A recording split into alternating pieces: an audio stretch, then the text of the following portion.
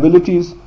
Current liabilities are obligations that will be settled within 1 year or one operating cycle, whichever is greater. Typical liabilities, current liabilities include accounts payable, notes payable, current portion of long-term debt, any taxes that are payable, accrued liabilities, unearned revenue. And then, as we've discussed before, long-term liabilities are liabilities that are due after 1 year or after one operating cycle. Now, so owner's equity, as we've discussed before, owner's equity is simply equal to the total value of your assets minus the total value of your liabilities.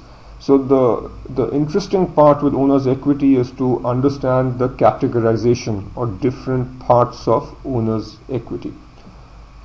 Contributed capital is the total amount paid in by the common and preferred shareholders.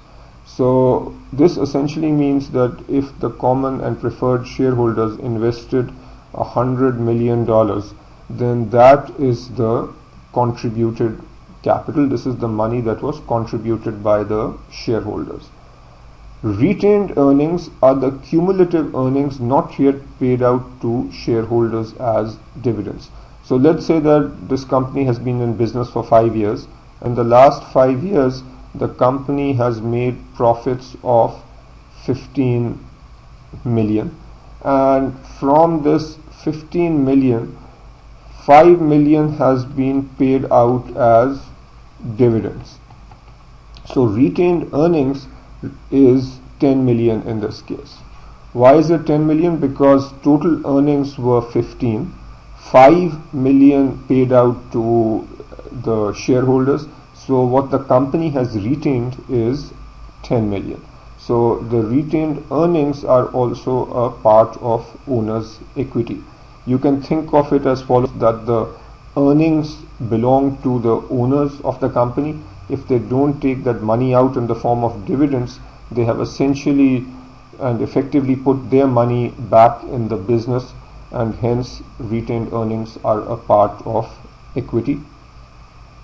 Minority interest is the minority shareholders' prorated share of net assets of a subsidiary that is not wholly owned by the parent, and I will explain this in the next couple of slides. And then we have other comprehensive income, which I will also explain shortly. Owner's equity, when we talk about different kinds of shares, we need to understand this. When you see authorized shares, these are the number of shares that can be sold under a firm's article of incorporation. So when a firm is incorporated, it might say that the number of authorized shares is 10 million. So these are the total number of shares that can be sold. Issued shares are the number of shares that have actually been sold or issued. So of the 10 million, let's say that the company has actually issued 6 million. Outstanding shares are issued less number reacquired by the firm. So reacquired means when the company does something called a treasury stock operation, the company is buying back or reacquiring some shares. So let's say that the company has done a treasury stock operation for 2 million shares. Then the number of shares outstanding would be 6 million, which was the number originally issued, minus the shares reacquired through the treasury stock operation, which will give us 4 million. So this is an example of a treasury stock operation. Notice that the treasury stock operation reduces shareholder equity. So when a company issues new shares, that increases shareholder equity, because issuing new shares means that shareholders are putting more money into the company. Treasury stock operation means that the company is paying money to shareholders, so money is leaving the company, and hence that reduces equity. Minority interest represents the portion of the consolidated subsidiaries owned by others. So before talking about IFRS and US GAAP, let me just explain what this means. So say you have a large company called Engro, which has several subsidiaries, and Engro reports its consolidated balance sheet. Now, one of the companies is a subsidiary called Safa Foods, and let's say that Engro owns 80% of this company. That means that 20% is still owned by the original Safa family, or the people who started this company. So that 20% is still owned by what's called the minority owners. 80% is owned by Engro. Now, let's say that the total assets of Safa equal to 100, the total liabilities equal to 30, and the equity is equal to 70. When Safa's balance sheet is consolidated into Engro's balance sheet, the entire assets of 100 are shown as part of Engro's balance sheet, and similarly the entire liability is shown on Engro's balance sheet. So if we show net assets here of 70, which is 100 minus 30, 80% of that belongs to Engro in this consolidated balance sheet, but the remaining 20% belongs to the minority owner. So that 20% of the net value of Safa's assets is what is referred to as minority interest.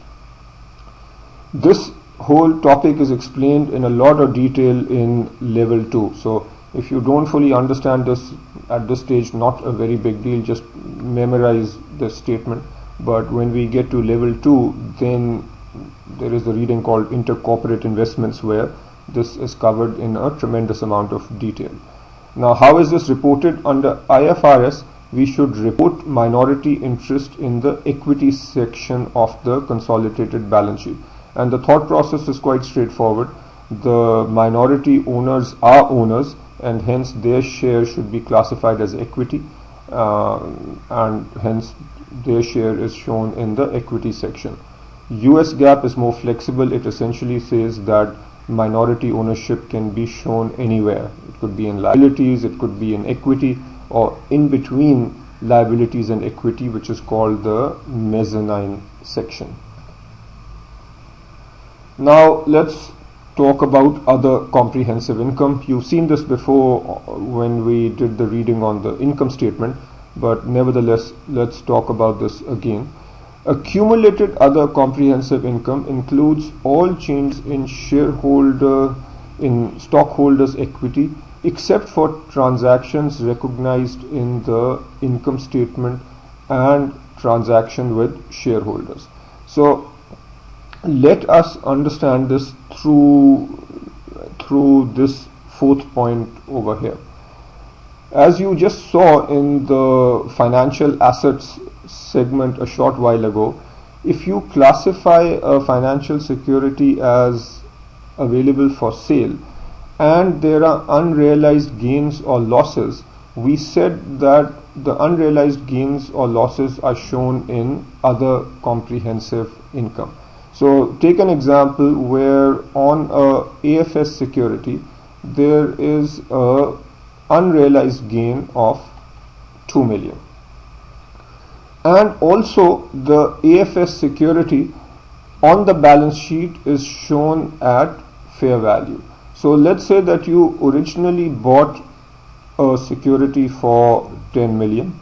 At the end of the year, the value of that security is 12 million and you have not sold it. So the gain of 2 million is unrealized. On the balance sheet, you are now showing that financial asset at fair value, which is 12 million. So on the balance sheet, our total value of our assets will show an increase of 2 million. However, this 2 million which is unrealized gain, does not show up in our retained earnings. So the retained earnings impact of this 2 million is not there because we do not show the 2 million unrealized gain on the income statement. Remember from an earlier lecture that the value that is shown for retained earnings on the balance sheet is the number that comes from the income statement. Since this 2 million was not on the income statement, it does not show up over here. So that would potentially create a mismatch between our assets and liabilities. And to avoid that mismatch, we have this category called other comprehensive income, which is also a component of equity, where we show the 2 million. So now that 2 million gain will become part of equity through this segment or through this subcategory called other comprehensive income. So the bottom line is there are certain transactions or certain items where we record numbers in other comprehensive income. The example that I hope you understand based on what we've already covered is this one, number 4. Any unrealized gains, losses from available for sale securities are shown in other comprehensive income. And then there are 3 other categories which for now you just should memorize, and you will understand these in more detail when we do this in level 2. But basically, unrealized gain, losses from cash flow hedging derivatives, adjustments to minimum pension liability, foreign currency translation gains, losses. So all these are shown under the comprehensive income. So what's the distinction between accumulated other comprehensive income and other comprehensive income? The other comprehensive income is your OCI for a given year. So in our example, let's say that this is the only other comprehensive income, that's 2 million. And then next year, let's say other comprehensive income is 3 million. Then we can say that the accumulated other comprehensive income is 5 million. Just as you have retained earnings versus accumulated retained earnings, where retained earnings are the retained earnings for a year, accumulated retained earnings means that we are simply accumulating our retained earnings and equity is going up. Similar concept applies with OCI. OCI is for a given year and accumulated other comprehensive income is simply cumulative number since the company got started. Reporting other comprehensive income, according to US GAAP, we report other comprehensive income in the income statement below net income, or in a separate statement of comprehensive income, or in the statement of changes in shareholders' equity, which I will discuss in the next slide.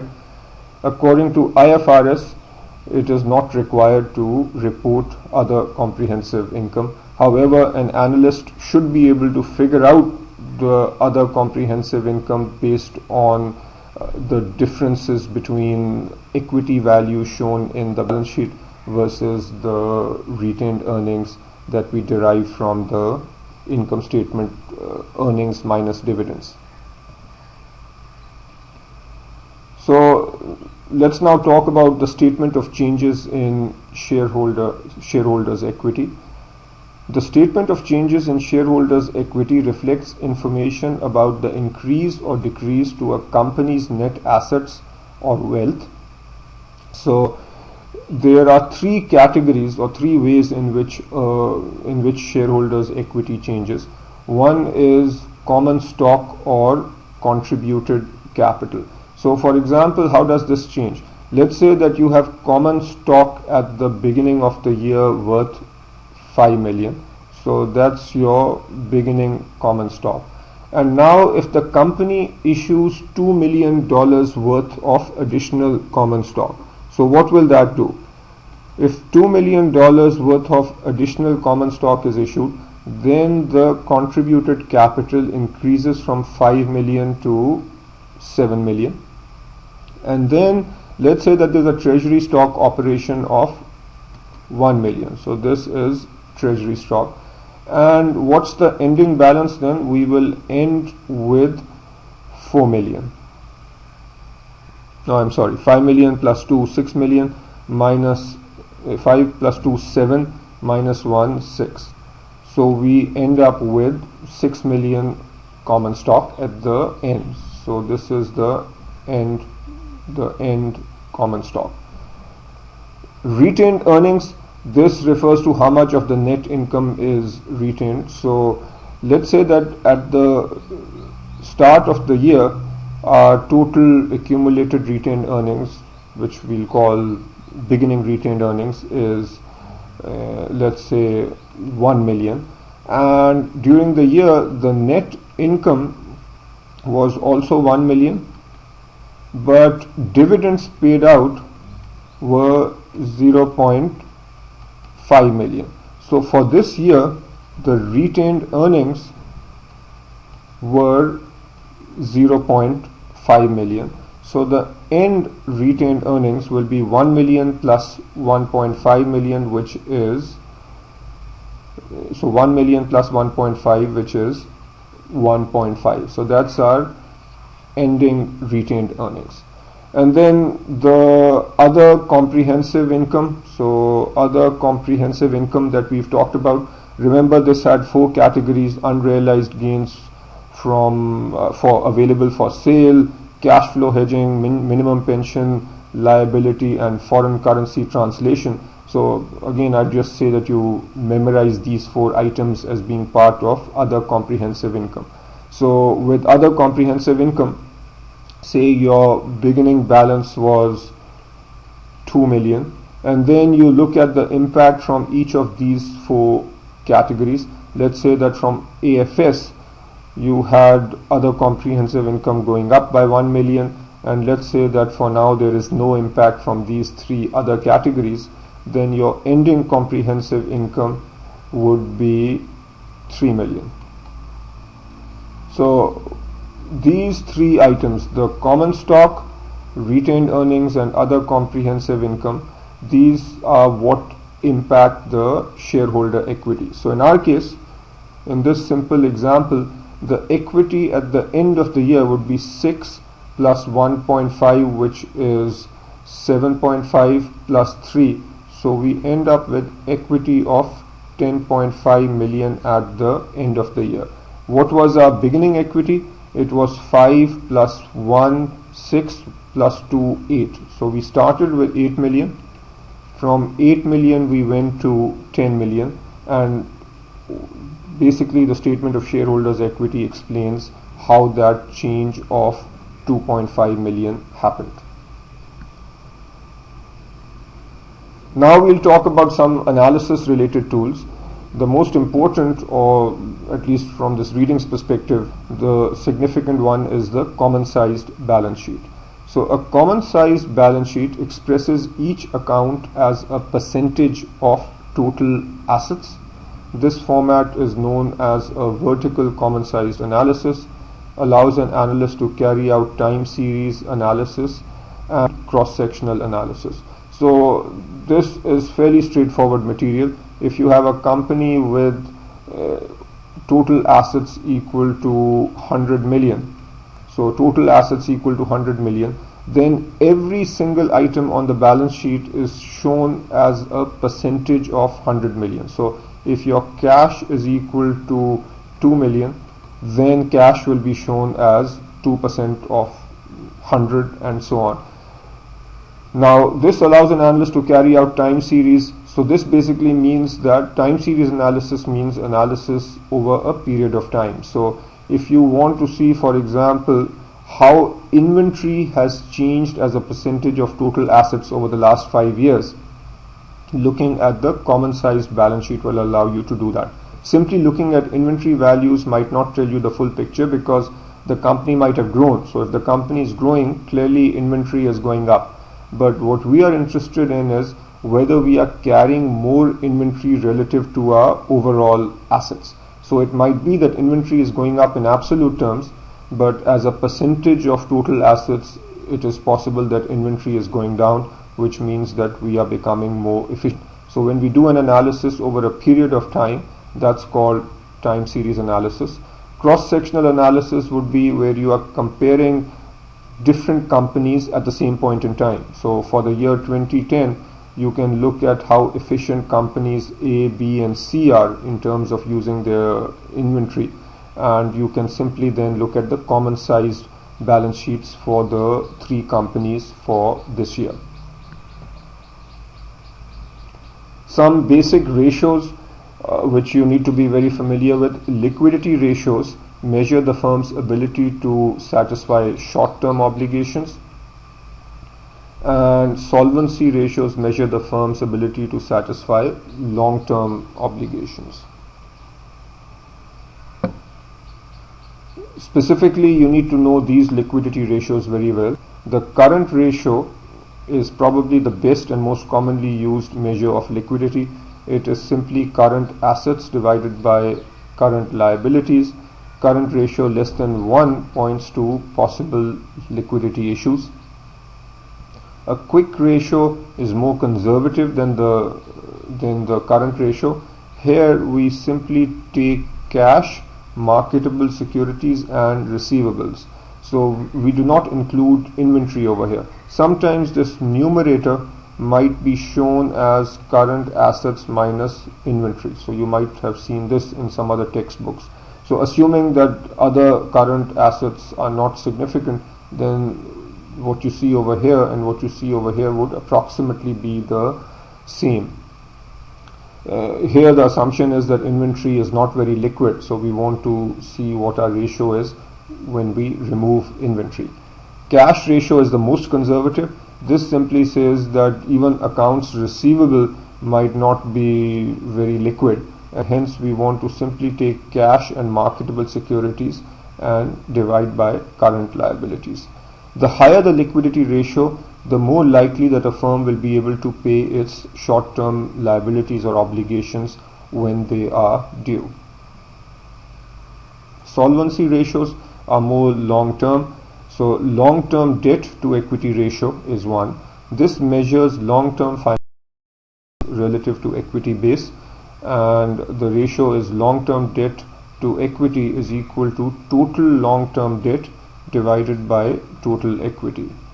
The debt to equity ratio measures total debt relative to the equity base. So this will be debt to equity is total debt divided by total equity. The total debt ratio measures the extent to which assets are financed by the creditors. So this would be total debt over total assets, and the leverage ratio is a variation of the debt to equity ratio, and it is used in the DuPont model that we will see later, and this leverage ratio is total assets divided by total equity. The usefulness and limitations of ratios. So ratios give you insights into financial relationships. As mentioned earlier, if you want to see whether inventory is going up or down, simply looking at inventory numbers is not as useful as looking at inventory relative to total assets. It gives you information on financial flexibility. Companies that have, for example, very low debt to asset ratios will have more flexibility than companies which have high debt to asset ratios. Measures, means of evaluating management performance. So depending on what you want to measure, ratios allow you to evaluate how management is doing. So back to this inventory example, if you are evaluating the inventory the inventory function or the inventory control function, you would, rather than looking at absolute values for inventory, you would want to look at inventory relative to total assets. Limitations. Ratios cannot be viewed in isolation. So you can't simply say that for a given company the inventory to total asset ratio is 10%. Is this good or not? In isolation you can't tell. What you need to do is compare with other companies in order to determine whether this is good or not. Specifically or ideally you control with the best in class. So that process is called benchmarking, where you compare your company with the best companies in the industry to determine whether your company is doing well or not. Other limitations. So when you do compare, the comparison with other companies are made more difficult because of accounting methods. So if different companies account for inventory in different ways, then you need to make certain adjustments before you can use these ratios.